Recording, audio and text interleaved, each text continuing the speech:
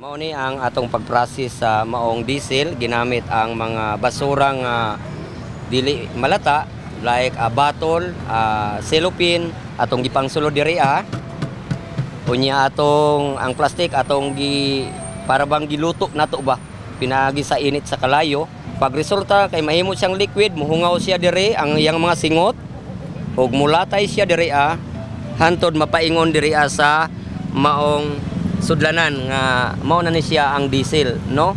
So sa pagkakaroon sa initial nato nga gipakita sa inyo nga experiment, kung planta na gyud siya gikan sa diesel, mupaingon ni siya sa gitawag og gasolina, no? Sa pagkakaroon di pa nato makuhaan ang ma-produce niyang gasolina kay ngano ang atong gitawag nga pressure o kadaghan sa basura nga gibutang gamay ra, so taman ra ma-produce niya diesel niya ang iyang singot mo hulog diri mo produce og diesel unya mapaingon siya og gasolina dayon mulabay ang iyang baho o singot mapaingon na siya dito sa gitawag og panghaw.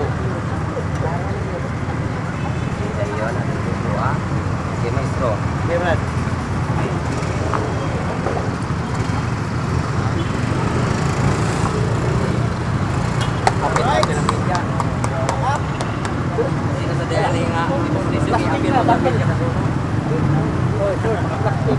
So, muna na yung resulta.